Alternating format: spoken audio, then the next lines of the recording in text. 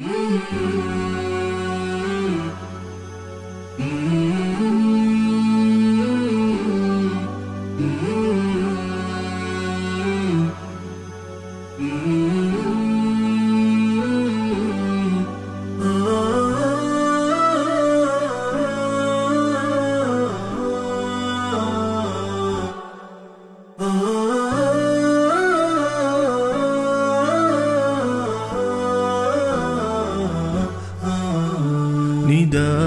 الحق صوت قد شجاني وبلغني الحقيقة والأماني وكان لي السبيل إلى المعالي ونورا للهداية والبيان.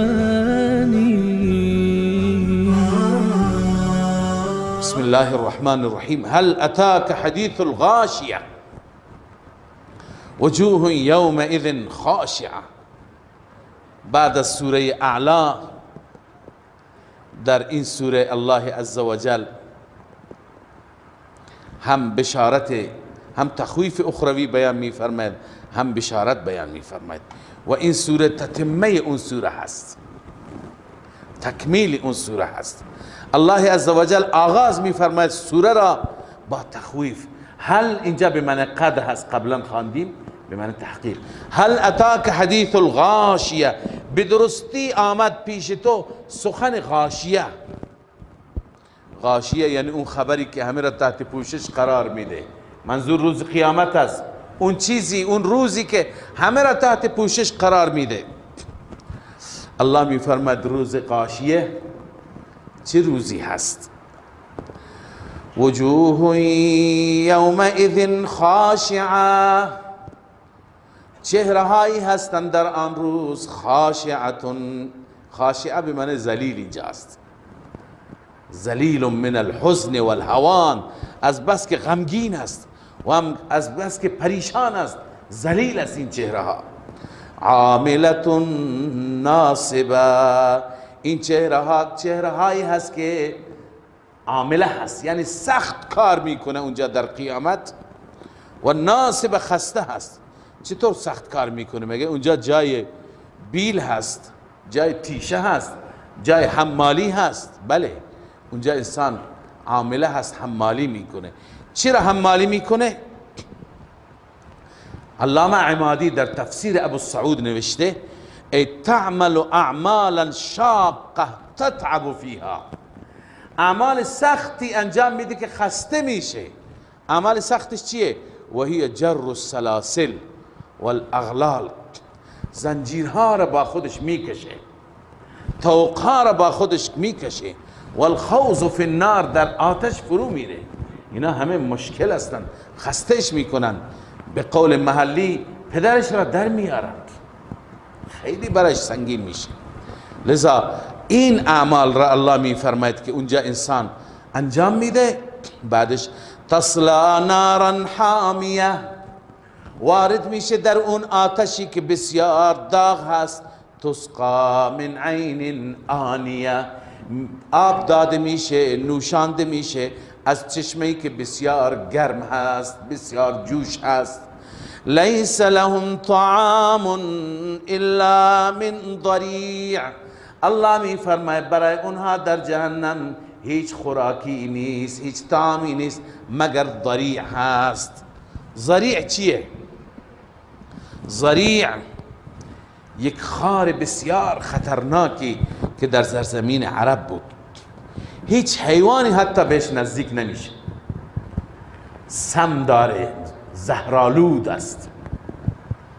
چنانچه علامه قرطبی گفته از قول بعضی از تابعین مثل عکرمه و مجاهد، قال عکرمه و مجاهد الضریع نبت ذو شوک، ضریع یک بوته‌ای هست که خار داره، لاصق بالارض، به زمین چسبیده، زیاد قد نداره، به زمین چسبیده. تسمیه قریش الشبرق، قریشی ها به شبرق میگویند.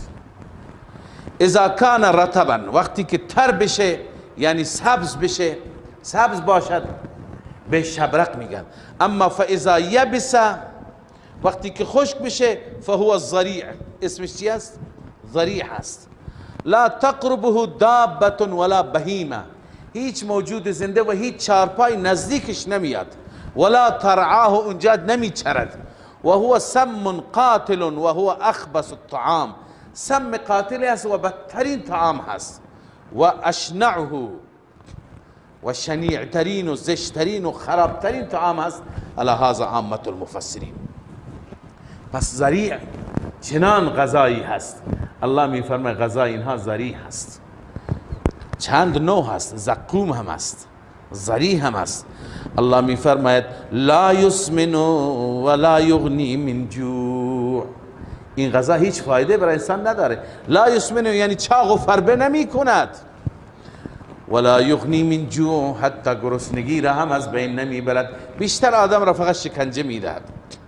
لذا این چهره ها در روز قیامت هستند، در این زحمت و در این بدبختی و ذلت. الله ما را پناه بده. و وجوه یومئذ ناعمه، الله می فرماید چهره های دیگه هستند که در ناز و نعمت هستند. لسعیها راضیه، این چهره ها اون چهره هایی هستند که نسبت به سعی که در دنیا داشته راضیه. در دنیا خوب عمل کرده، ربش را راضی کرده، نمازش را فوت نکرده، صدقه داده، نسبت به همه احسان داشته، اخلاق داشته، ظاهرش باطنش خوب، هم حق الله ادا کرده هم حق بندگان الله. اون چی که در دنیا کرده، سعی که در دنیا کرده چیه؟ راضیه، این نفس راضی هست. فی جنت عالیه، این انسان در جنتی هست که عالیه، جنت بالا، بلند مرتبه. لا تسمع فیها لاغیه، در اون بهشت لغو نمیشنود، چیز بیهوده نمیشنود. فیها عین جاریه، در آن بهشت چشمه هایی هست که جاری. فیها سرر مرفوعه و اکواب موضوعه، الله می فرماید در آن بهشت سرر، تخت هایی هست، مرفوعه، این تخت خیلی بلند هست. این تخت چیه؟ خیلی بلند هست. بعد از این ذکر شتر می آید. علما مفسرین نوشتند که این تخت ها را الله تعالی شکل اون شتر درست کرده. یعنی چه؟ یعنی وقتی که شما میخواید برید سرشون قرار بگیرید میاند پایین، چنانچه سر شتر وقتی میخوای بشینی میخوابونی، وقتی که سوار شده بعد چی میشه؟ بلند میشه. پس این تخت ها چنین هستن که وقتی که میخوای سرشون قرار بگیری اینا میان پایین و وقتی که انسان رویشون بنشینه دوباره میرن بالا. من درس کردم امروز این مسئله حله دیگه. شبیه این خیلی ما چیزها داریم، مثل آسانسور. شما میخواید سوار بشید میاد پایین، شما داخلش قرار میگیرید، دکمه را میزنید میره بالا، 20 طبقه میره. لذا الله میفرماید این تخت ها بلند هستند. و اکواب موضوعه، اونجا پیاله ها هستند، به اصطلاح فنجان ها هستند، جام ها هستند، موضوعه گذاشته شدند که هر نوع شرابی تو اونها هست. و نمارق مصفوفات، و بالشت ها و پشتی هایی که به صف گذاشتند، به صف چیدند. و زرابی مبثوثا، و همچنین قالیچه های مبثوثا. مبثوثا یعنی زرباف، چنان بافته شدند، با طلا و نقره بافته شدند، یعنی چنان زیبا. الله می فرماید افلا ينظرون الى الابل كيف خلقت. بعضی گفتن این متفرع بر ما قبل است، چون به ظاهر نگاه میکنیم بحث بهشت، ناگهان بحث شتر آمد. بعضی مفسرین گفتن این ارتباطش به این صورته که فیها سرور مرفوعه فرمود. سرور مرفوعه این شک ایجاد میشه که روی این تخت چطور انسان بخوابه. الله عزوجل مثال شتر را ذکر میکنه. افلا ينظرون الى الابل کیف خلقت، به شتر نگاه نمی کنی که چگونه آفریده شده؟ میاد پایین میره بالا. پس این متفرع هست بر سرور مرفوعه. و باز الى السماء کیف رفعت، آیا به آسمان نگاه نمی کنی که چگونه رفیع و بلند آفریده شده؟ و اکواب موضوعه، بر اون متفرع است که جامهایی هستند بلند بلند بالا بالا برای انسان گذاشته شده، هر وقت انسان بخواد دست میبره بر میداره. و الی الجبال کیف نصبت، این متفرع بر نمارق و مصفوفه است، متفرع بر نمارق و مصفوفه. الله فرمود بالشت ها و پشتی ها مثل کوه، کوه ها رو نگاه کن چطور نصب گویا دو زانو نشسته. و الی الارض کیف سطحت، این متفرع بر زرابی و مبثوثه است، قالیچه ها مثل زمین، که زمین چطور پایین هست فرش هست، این قالیچه هم اینطور فرش میشه. بعد از این الله میفرمه فذکر انما انت مذکر، ای پیامبر بترسان، بیم بده، جز این نیست که شما ترساننده هستی. اما حضرت مولانا عبیدالله سندی رحمت الله علیه اینجا یک تقریری دارد که بنده همیشه ذکر میکنم برای داعی، دعوتگر، کسی که در راه خدا دعوت میده، برای اون خیلی مفید و لازم است. هم طلاب عزیز این صفات را پیدا بکنن، هم عزیزان دعوت و تبلیغ، کسانی که الله عزوجل اونها را توانایی داده که دعوتگر هستند، مردم را به سوی دعوت، به سوی خدا دعوت میدن. اینجا ایشون میفرماید که الله عزوجل به پیغمبرش خودش گفته فذکر، ای پیغمبر تو پند بده مردم را. قبل از این 4 چیز را خدا ذکر کرده، یکی شتر، یکی آسمان، یکی کوه، یکی زمین. به ظاهر هیچ مناسبتی نداره ولی خیلی مناسبت داره. در این 4 چیز صفاتی هست که این صفات باید در یک داعی، در یک دعوتگر باشه. مثلا شتر چه صفتی داره؟ شتر ساده زیست است. شتر مثل بقیه حیوانات برای بالخصوص خورد و خوراک خودش ناز نداره. هر وقتی که بره علفی جلوش باشه، گلی باشه، خوشبو باشه، خاری باشه که بدطعم باشه و تلخ باشه، هر چی باشه میخوره. در زندگی تکلف نداره، تجملاتی نیست. لذا یک دعوتگر ساده زیستی را باید از شتر یاد بگیره. ایشون میفرمایند ببین شتر چگونه آفریده شده، لذا خصوصیاتی که شتر داره باید تو داشته باشی. دوم و الی السماء کیف رفعت، آسمان را ببین چقدر بلند خلق شده. یعنی یک دعوتگر باید افق بسیار بلندی داشته باشه، خیلی دوراندیش باشه. آسمان چقدر دوره، چقدر بلنده، انسان نگاه میکنه خسته میشه از بس بلنده. لذا تنگ نظر نباشه، جلوی پاش را نگاه نکنه، زود پرخاش نکنه، زود درگیر نشه، اون دنیا را نگاه کنه، اجر اون دنیا را نگاه بکنه، سعی بکنه که مردم را به هر نوعی شده به سوی هدایت و به سوی دین راهنمایی بکنه. لذا این صفت دوم هست که داعی در بلند نظری، در دوراندیشی مثل آسمان باشه، خیلی دور را نگاه بکنه. و سوم و الی الجبال کیف نصبت، به کوه نگاه کن. کوه چه وصفی در او معروف است؟ کوه معمولا مثل است برای استقامت. داعی در راه خودش، در مسیر خودش استقامتش مثل کوه باشه، تکان نخوره، چنین بیدی نباشد که از با هر بادی بلرزه. هر کسی گفت که از این به بعد حق نداری این کار را بکنی، زهر چشمی بهش نشان داد، بترسه، بلرزه، از یک علوی بترسه، از سلول بترسه، از تهدید بترسه. نه، در راه حق باید استقامت بکنه.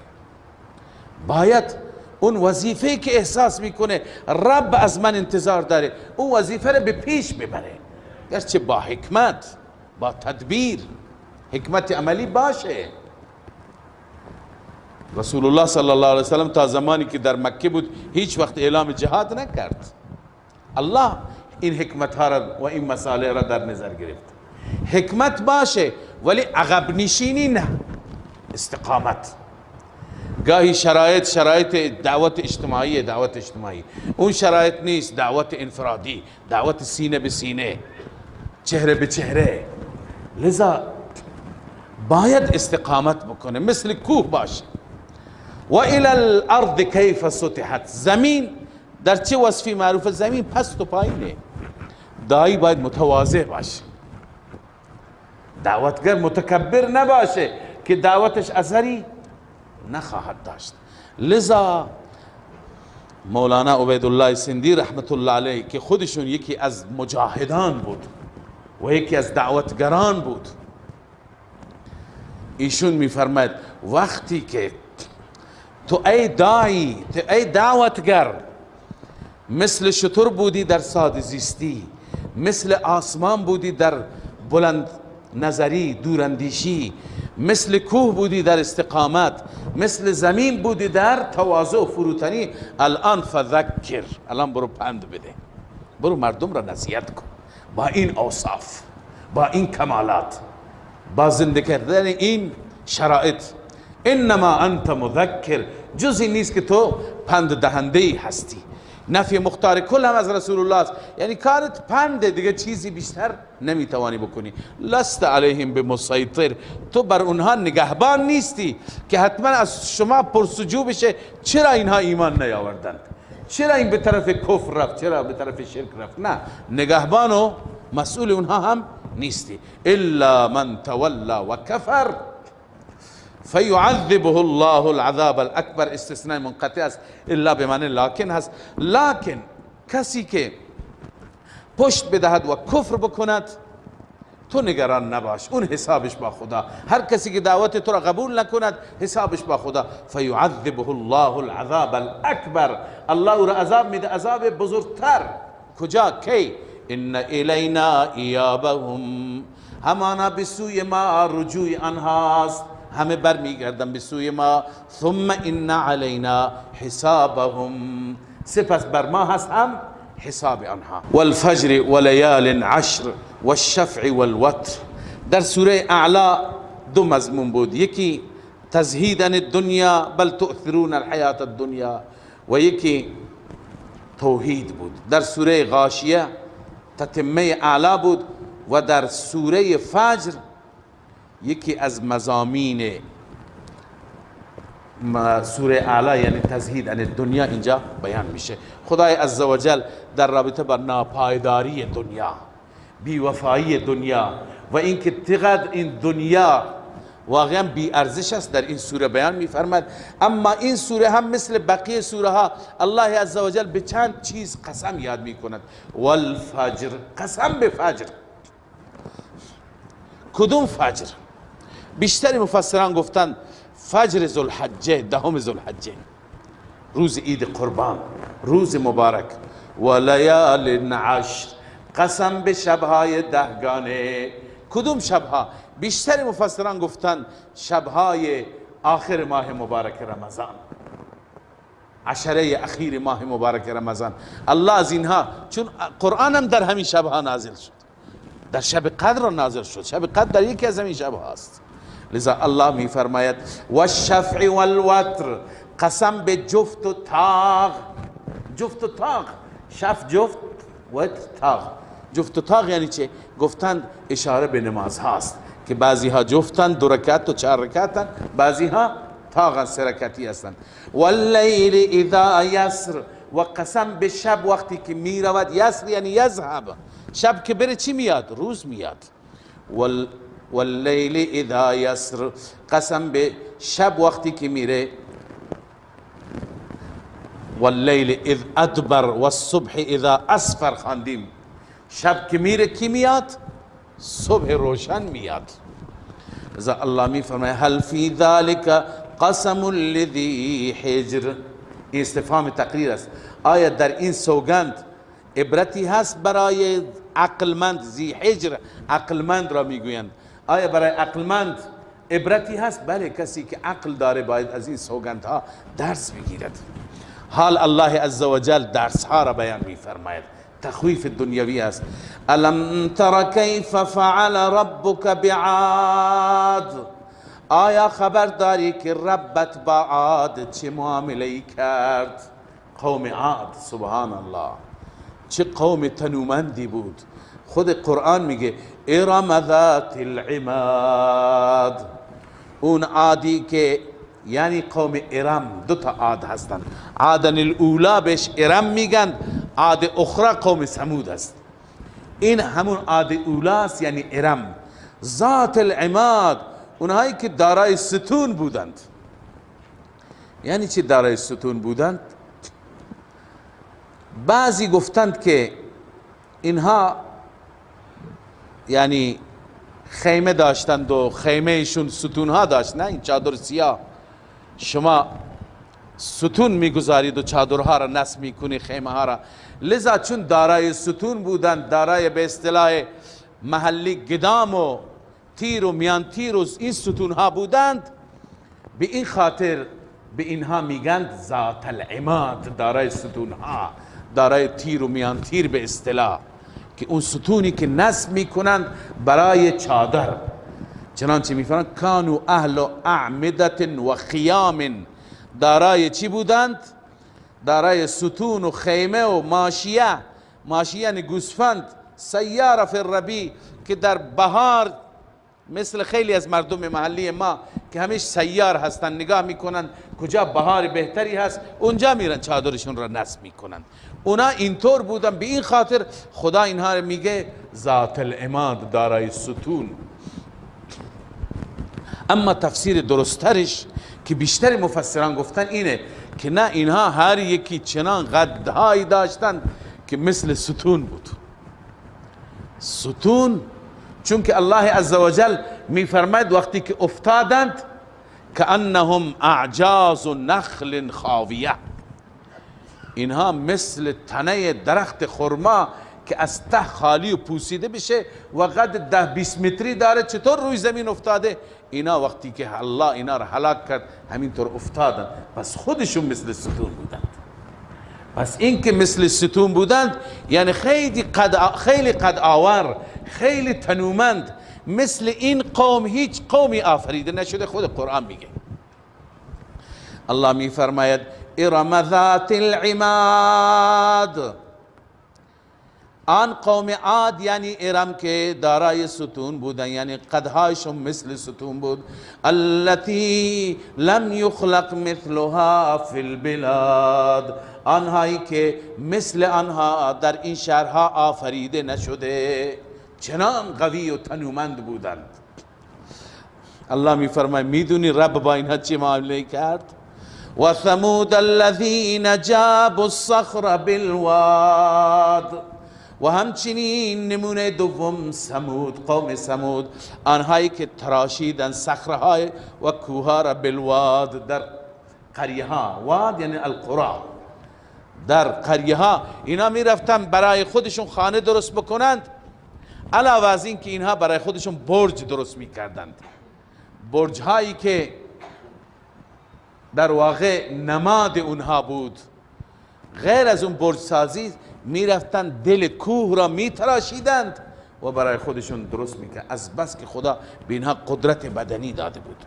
لذا الله می فرماید اینها را آیا دیدی؟ این نمونه ها را خبر داری؟ خدا با این انسان های نیرومند، ما برای یک لحظه چشمها را ببندیم و این اقوام را تصور بکنیم. یک روز اینها روی زمین آباد بودن، اینها حرف اول را می زدن، اینها مغرور بودن، اینها تنومند بودن، اثری از ما نبود.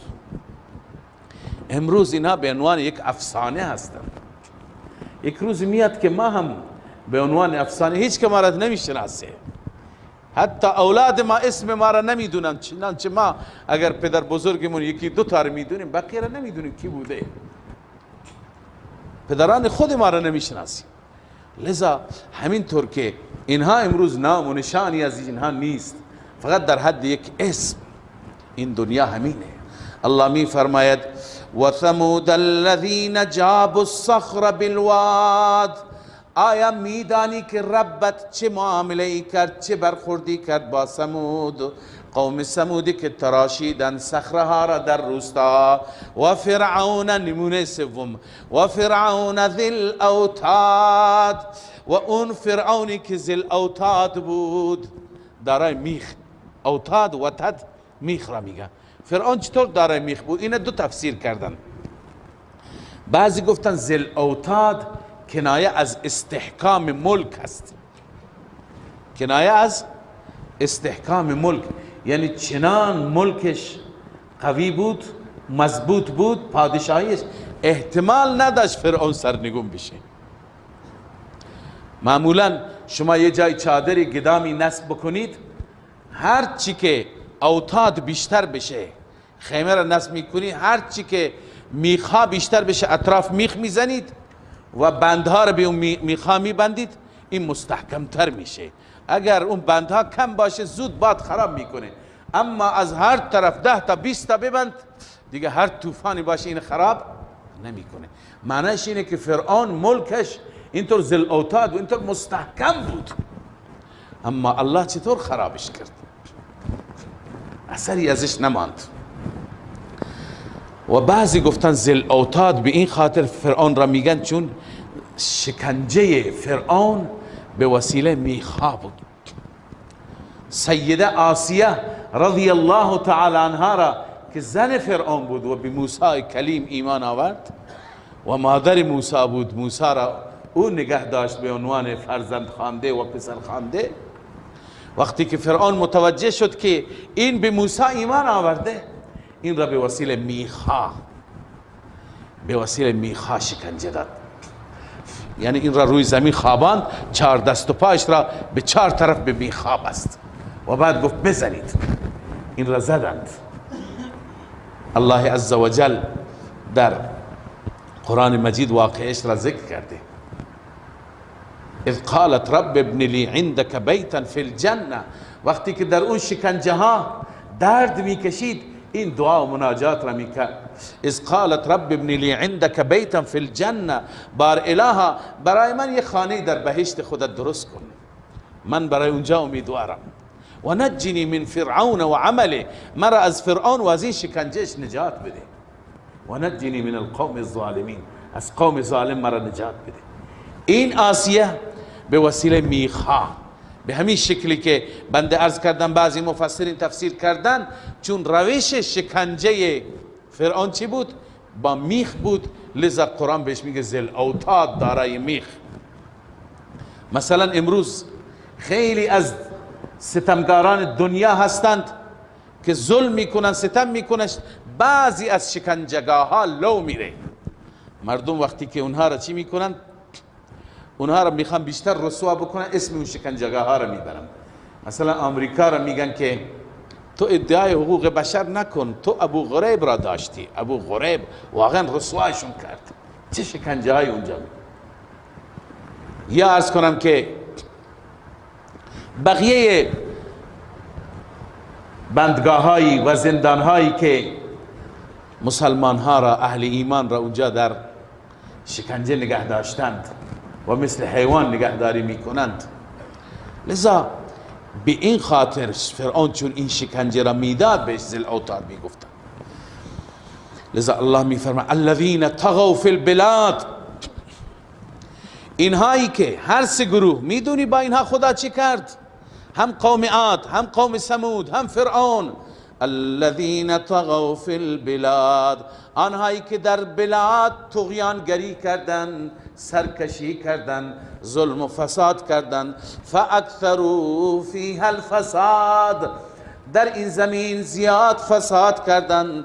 فصب علیهم ربک صوت عذاب، رب بر اونها ریخت، یعنی نازل کرد صوت عذاب، تازیانه عذاب را. الله اونها را با تازیانه عذاب زد. اینا را الله عزوجل تار و مار کرد. لذا هر یکی عذابشون در سوره های متعددی از قرآن ذکره. خدا چطور عذابشون داد؟ به وسیله باد بر عاد وزید سخرها علیهم 7 لیال و 8 ایام حسوما، 7 شب و 8 روز پیاپی باد و طوفان. یا اینکه فرعون را غرق کرد، ثمود را به وسیله صیحه و زلزله و رجفه از بالا و پایین الله عذاب داد که همه به تو خانه هایشون به دهن افتادن، به زانو افتادن. الله می فرماید ان ربک لبالمرصاد، این مخصوص اونها نیست، رب تو همیشه در انتظار و در کمین هست برای ظالمان. هر شروری، هر مفسدی، هر ظالمی که ظلم و ستم بکند 4 روزی اسبش را میتازد، اما رب در کمین او هست. به وقت رب او را مؤاخذه میکند و به کیفر اعمالش او را میرساند.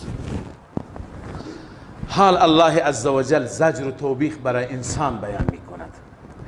انسان ضعیف، ببین سبب مرض انسان را هم اینجا بیان فرموده. فاما الانسان اذا ما ابتلاه ربه، اما انسان هرگاه رب او را مبتلا بکند، یعنی آزمایش بکند، امتحان بکند. گاهی الله ما را با نعمت آزمایش میکند، گاهی با مصیبت. فاکرمه و نعمه، او را اکرام بکند رب و نعمه، او را نعمت بده، او را مال بده. فیقول ربی اکرمن، او میگه رب مرا اکرام کرده. و اما اذا ما ابتلاه، اما وقتی که الله او را امتحان بکند، فقدر علیه رزقه، رزق را بر او تنگ بکند، فیقول ربی اهانن، میگه رب مرا اهانت کرده. ببینید مگه چیز بدی میگه؟ خب اونجا که نعمت داده خب رب داده، اینجا که نعمت گرفته هم رب گرفته، این که شرک نکرد. اصل اشکال اینجا نیست. اصل اشکال اینه که ما انسان ها فکر میکنیم که عزت و ذلت با ماله. کسی که خدا بهش داده میگه خدا مرا اکرام کرده، کسی که خدا بهش نداده میگه خدا منو اکرام نکرده، منو ذلیل کرده. این غلطه. اکرام با مال نیست، ذلت با ناداری نیست.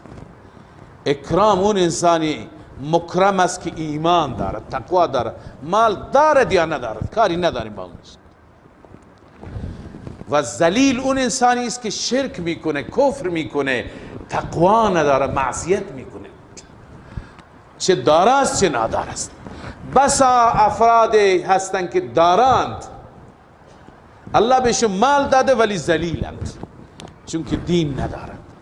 بسا افراد هستند که نادارند، الله بهشون چیزی نداده ولی عزیزند، اکرام دارند.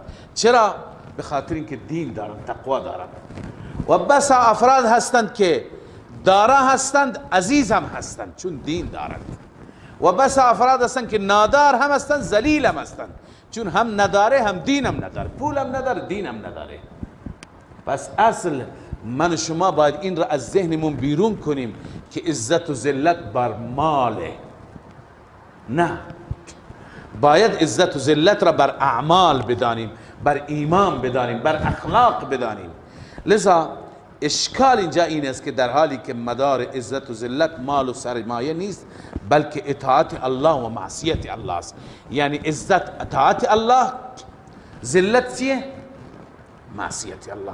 پس این انسان نمیدونه اذا مبتلاه ربه، الله او را امتحان میکنه، پس این امتحانی است، این عزتی نیست. فاکرمه، بظاهر او را الله اکرام میکند و نعمه او را نعمت میده. فیقول ربی اکرمن، میگه رب مرا اکرام کرد، به من شخصیت داد. نه، شخصیتت با مال نیست، شخصیتت با ایمانه. این امتحانی است. مال چیه؟ امتحان الهی است، بستگی داره موفق میشی یا ناموفق. و اما اذا ما ابتلاه، اما زمانی که او را الله امتحان بکند، فقدر علیه رزقه، رزق را بر آن تنگ بکند، فیقول ربی اهانن، میگه رب مرا اهانت کرد، مرا ذلیل کرد. نه، اینطور نیست. عزت و ذلت عرض کردم با ایمان است. حال الله عزوجل یکی از امراض ما را بیان می فرماید. یکی از امراض عرض کردم برای نجات دو چیز لازمه.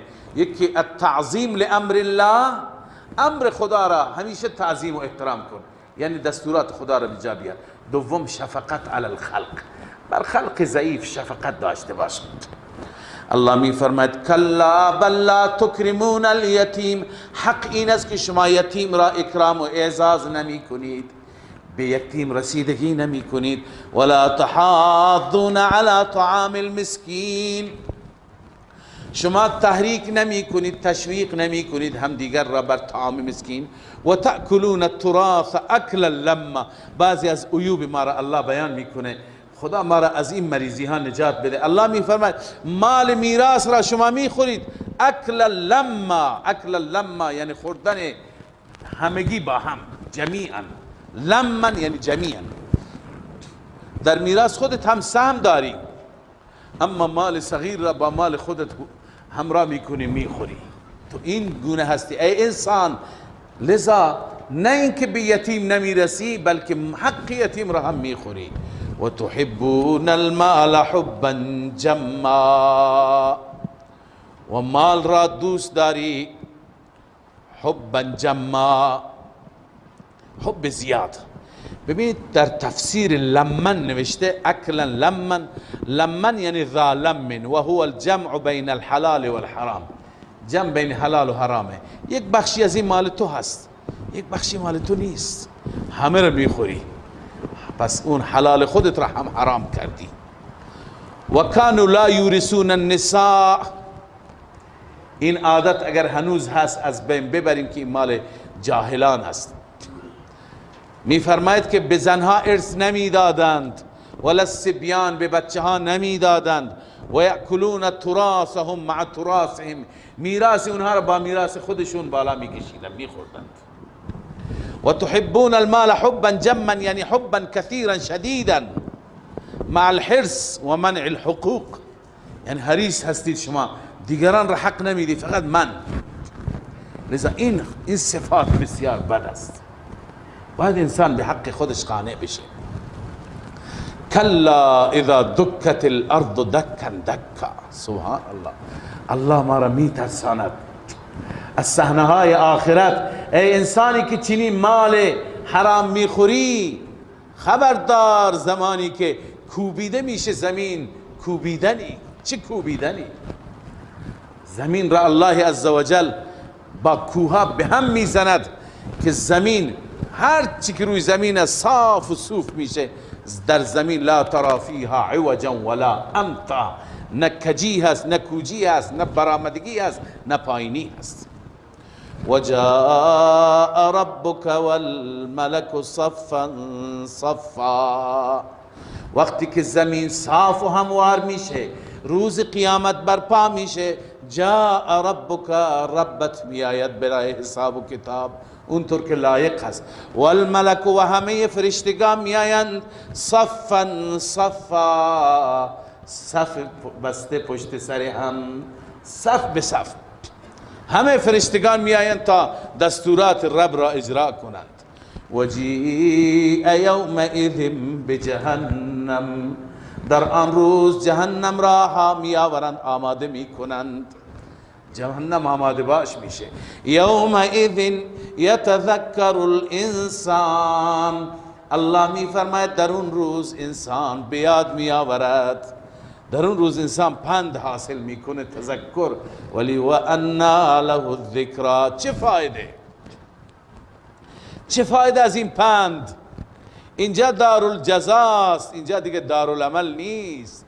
ای انسان بیچاره، اینجا که الان بیاد افتادی، الان متذکر شدی، الان پند گرفتی، الان دیر شده، باید در دارالعمل میکردی، در دارالدنیا میکردی. یقول یا لیتنی قدمت لحیاتی، این بیان یتذکر است. الله می فرماید این انسان میگه کاش من برای این حیات من یا در حیات دنیای من چیزی قبل از خودم میفرستادم کاش نمازها میفرستادم، کاش روزها میفرستادم، کاش صدقه های بلا ریا میفرستادم. هیچی نکرده، اونجا الان کاش کاش میخوره، حسرت و افسوس میخوره. الله میفرماید فیومئذ لا یعذب عذابه احد. در اون روز عذاب خدا را هیچ کسی نمیتونه بده اونطور که الله عذاب میده، اونطور که الله مؤاخذه میکنه. مؤاخذه مردم دنیا اونطور نیست. ولا یوثق وثاقه احد. و همچنین گرفتار نمی کند، نمی گیرد، مؤاخذه نمی کند گرفت الله را هیچ کسی. الله که بگیرد سخت میگیرد، دیر گیرد سخت گیرد مرد تو را. شاعر میگه تو مشو مغرور بر حلم خدا. مغرور نباش که خدا حلم داره، من و تو را نمیگیره، مهلت میده. هرچی گناه میکنیم میبینیم خبری نیست. الله میگه، شاعر میگه الله که بگیره دیر گیرد سخت گیرد مرد تو را، سخت میگیره. اینا میگه ولا یوثق وثاقه احد. گرفتن خدا را هیچ کسی نداره، طور سخت نمیگیره. پس انسان اونجا متنبه میشه، اونجا متذکر میشه. اون تذکرش فایده نداره، ولی رب برای ما در قرآن بیان کرده که ما از همکنون متذکر بشیم، از همکنون به فکر باشیم، نه حق خدا تلف بکنیم نه حق بندگان خدا تلف بکنیم. همین دو کار خیلی آسان. خدا نگفته شب و روز نرو کار نکن، همینجا تو مسجد سجده بکن، نه، تکلیف ما لا یطاق نمیده. الله میگه به حق به حقوق قانع باش، حق خدا را ادا کن، نمازت را بخوان، معصیت نکن، حفاظت کن خودت را از گناه، حق بندگان خدا را نخون، حق یتیم، میراث، حق زن، حق مشتری، حق بایع، حق همسایه. لذا الله می فرماید یا ایتها النفس. حال این بشارت است، در پایان سوره مژده هست و بشارت است برای نفس مطمئنه. بنده در سوره قیامت تقسیم کردم نفس را به سه قسم: نفس لوامه، نفس اماره و نفس مطمئنه. گفتم که لوامه بین بین هست، اما نفس اماره خوراک جهنم است و نفس مطمئنه میزبانش بهشت است. نفس مطمئنه اون نفسی هست که شما اینقدر نفس خودتون را عادت بدید برای ترک گناه، برای انجام طاعت و عبادت که آخر خوگر بشه. لذتش در عبادت است.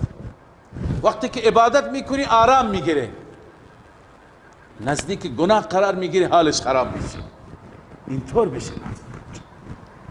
کسی بود، یک انسان صالحی بود که گاهی صدای گناه میآمد حالش به هم میخورد، گریه میکرد.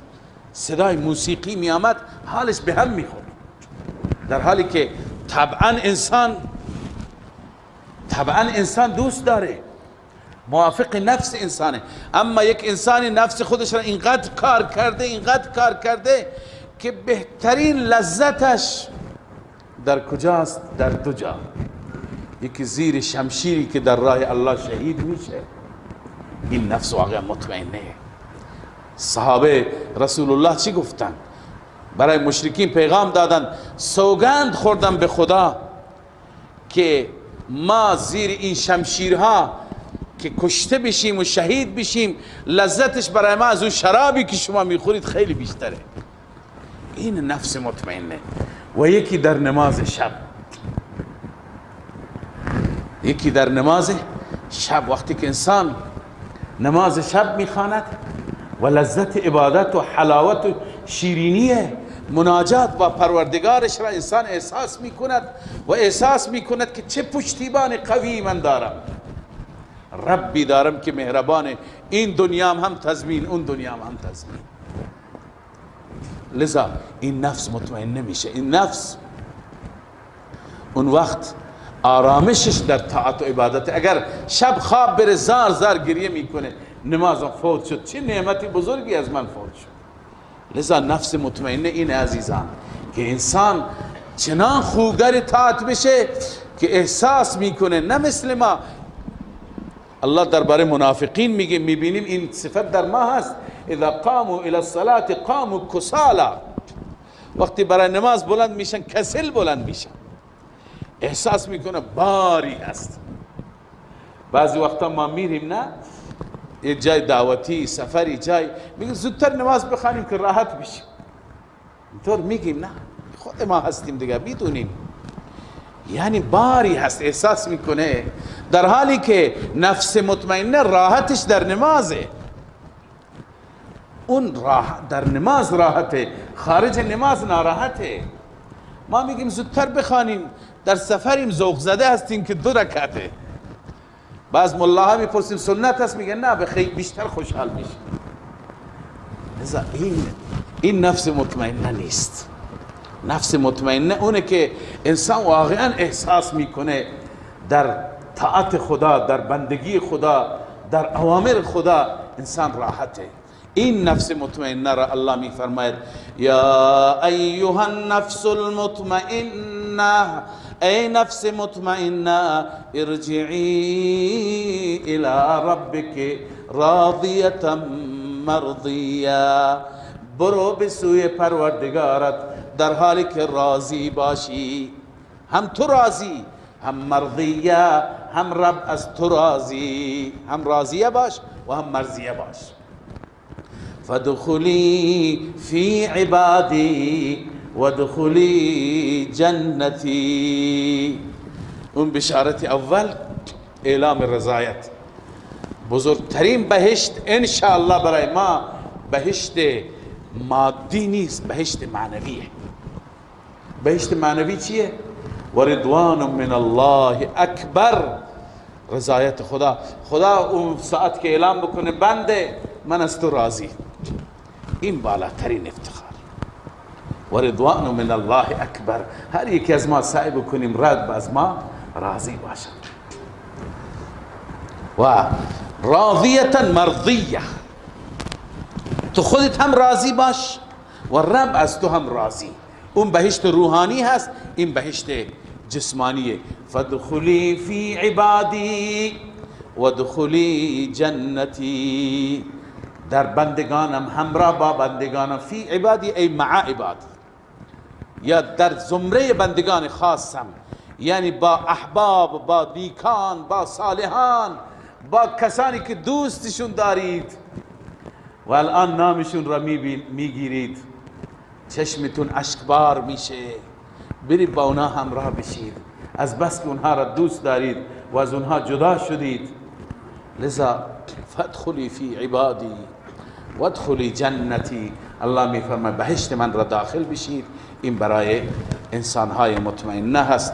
الله عزوجل همه ما را دارای این صفات بگرداند.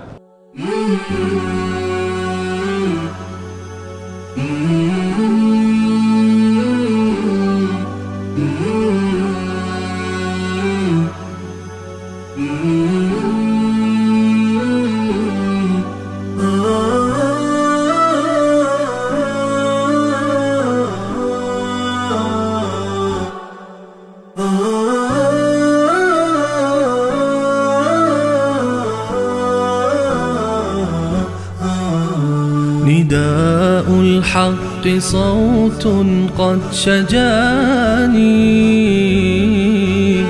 وبلغني الحقيقة والأماني، وكان لي السبيل إلى المعالي، ونورا للهداية والبيان.